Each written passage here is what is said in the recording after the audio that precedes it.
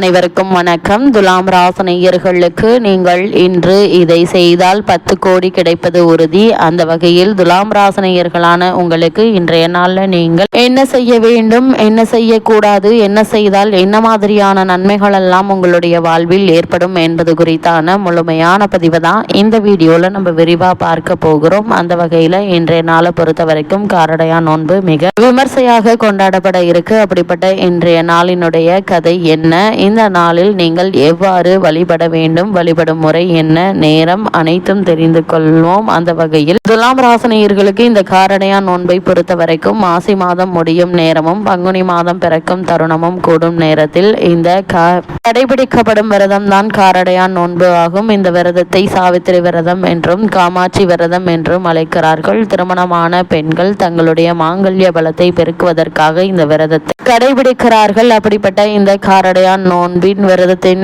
கதை என்ன என்பதை தெரிந்து கொள்வோம். சாலுவ தேசத்தை ஆட்சி செய்த தூயமத் சேனன் என்ற மன்னனுக்கு சத்யவான் என்ற மகன் இருந்தான். சிறப்பாக ஆட்சி செய்த மன்னன் வயது முதிர்வு காரணமாக கண் பார்வையை இழந்தான். இதை பயன்படுத்தி கொண்ட எதிரிகள் மன்னனிடமிருந்து நாட்டை கைப்பற்றினர்.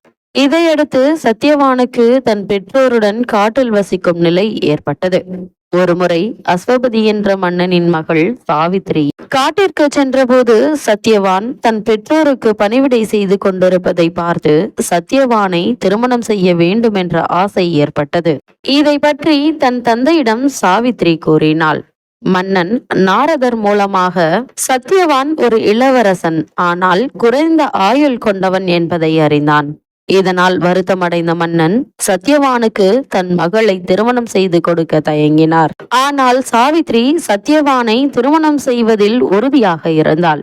மன்னன் வேறு வழி இல்லாமல் சத்யவானுக்கே சாவித்ரியை திருமணம் செய்து கொடுத்தார். இதையடுத்து சத்யவானும் சாவித்ரியும் காட்டில் மகிழ்ச்சியுடன் வாழ்ந்து வந்தனர். சத்யவானுக்கு குறைந்த ஆயுள் என்பதை அறிந்த சாவித்ரி நாரதரின் அறிவுரைப்படி சில விரதங்களை மேற்கொண்டு வந்தாள். 1 வருடம் முடிந்த நிலையில் ஒரு நாள் சாவித்திரியின் மடியில் படுத்திருந்த நிலையிலேயே சத்யவானின் உயிர் பிரிந்தது. அப்போது சத்யவான் உயிரை எடுத்துச் செல்ல வந்த யமதர்மர் கற்புக்கரசியான சாவித்திரியின் கண்ணுக்கு தென்பட்டார். சத்யவானின் உயிரை கவர்ந்து சென்ற யமதர்மரை பின்தொடர்ந்தாள் சாவித்ரி. இதை பார்த்த யமதர்மர், எதற்காக என்னை பின்தொடர்ந்து வருகிறாய் என்று கேட்டார். ஆனால் சாவித்ரி எந்த பதிலும் சொல்லாமல் யமதர்மரை பின்தொடர்ந்தார். உடனே யமதர்மர், உன் கணவன் உயிரை திருப்பி கொடுக்கவே பின்தொடர்கிறாய் என்பதை அறிவேன். ஆனால் பிரிந்த உயிர் திரும்புவது என்பது முடியாத காரியம். எனவே வேறு ஏதாவது வரம் கேள் என்றார். யமதர்மர் கேட்டதும் சாதுரியமாக, எனக்கு பிறக்கும் 100 குழந்தைகளை நான் மடியில் வைத்து கொஞ்சுவதை என் மாமனார் கண்குளிர காண வேண்டும் என்று கேட்டாள். உடனே சற்றும் யோசிக்காமல் அப்படியே ஆகட்டும் என்று வரம் அளித்துவிட்டு அங்கிருந்து புறப்பட்டார் யமதர்மர். உடனே யமதர்மரை தடுத்த சாவித்ரி, தாங்கள் கொடுத்த வரத்தின்படி என்னுடைய கணவன் உயிரை திருப்பி தாருங்கள் என்று கேட்டாள். அதன் பின்புதான் எப்பேற்பட்ட வரத்தை அளித்தேன் என்பதை யமதர்மர் உணர்ந்தார்.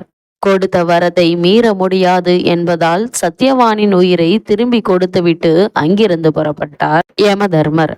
சாவித்திரியின் வரத்தின்படி சத்யவான் உயிர் பெற்றதோடு சாவித்திரியின் மாமனாருக்கும் கண் பார்வை கிடைத்தது. இதையடுத்து இழந்த ராஜ்யத்தை மீட்டார் சாவித்திரியும் சத்யவானும். அதன் பின் சத்யவானும் சாவித்திரியும் பல்லாண்டு காலம் மகிழ்ச்சியாக வாழ்ந்தனர்.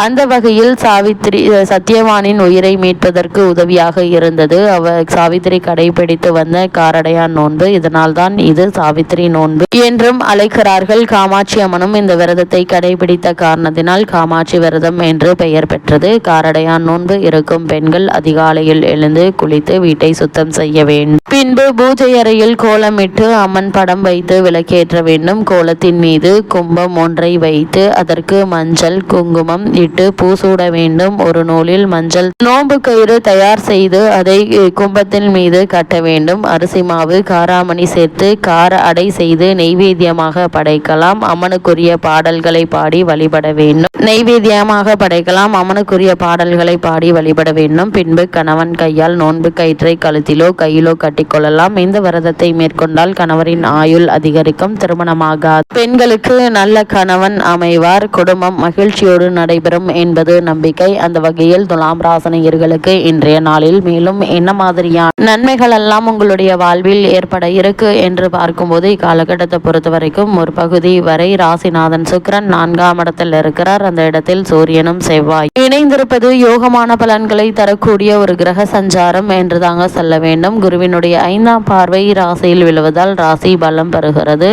உடன்பிறப்புகளுக்கு யோகமான ஒரு காலமாகவும் இக்காலகட்டம் அமைகிறதுங்க. எதிர்காலத்தை பற்றிய அச்சம் அகன்று நிச்சயம் உங்களுக்கு தைரியம் பிறக்கும் என்பதில் எந்த ஒரு சந்தேகமும் இல்லைங்க. அதே போல் வாழ்க்கையில் படிப்படியான முன்னேற்றம் நிச்சயம் உங்களுக்கு கிடைக்கும் என்பதில் எந்த ஒரு சந்தேகமும் இல்லை. அதே போல் ஆரோக்கியத்தில் இருந்த சீர்கேடுகள் அகல இருக்கு. போதுமான அளவுக்கு இருக்குங்க. தெய்வ தரிசனம் நிச்சயம் கிடைக்கும். குழந்தைகளுடைய முன்னேற்றம் மகிழ்ச்சியை தரும் விதத்தில் அமையிருக்கு. வேலைக்கு முயற்சிப்பவர்களுக்கு நிச்சயம் வேலை கிடைக்குங்க. அதே போல காரணமே இல்லாமல் உங்களுக்கு மறுக்கப்பட்டு வந்த பதவி உயர்வு, ஊதிய உயர்வு, உத்தியோகத்தில் கிடைக்க வேண்டிய சலுகைகள் ஆகியவற்றை தற்போது நீங்கள் தாராளமாக எதிர்பார்க்கலாம் என்பதை கிரகங்களுடைய சஞ்சார நிலைகள் தெளிவாகவும் உறுதியாகவும் எடுத்துக்காட்டுது. திருமணத்திற்கான முயற்சிகளை மேற்கொண்டு வரும் துலாம் ராசினியர்களுக்கு சிறு முயற்சியிலேயே நல்ல ஒரு வரன் அமைய இருக்குதுங்க. இருந்தாலும் கூட வரனை பற்றி தீர விசாரித்து ஆராய்ந்து அதற்கு பிறகு வரனை நிச்சயிப்பது மிக மிக நல்லது. அதே போல் வேலைக்கு முயற்சிப்பவர்களுக்கு நிச்சயம் வேலை கிடைக்கும். இருந்தாலும் சற்று பொறுமை மிக மிக அவசியங்க. அதே போல் சனி கிட்டத்தட்ட 6ஆம் இடத்தில் சஞ்சரிப்பதால சுப பலன் அதிகரிப்பதற்கான வாய்ப்புகள் இருக்கு. சுப காரிய தடைகள் விலகுங்க. அதே போல உத்தியோக காரணமாகவோ அல்லது மற்ற காரணங்களுக்காகவோ குடும்பத்தை விட்டு பிரிந்திருந்தவர்கள் மீண்டும் ஒன்று சேரக்கூடிய ஒரு தருணமாகவும் இக்காலகட்டம்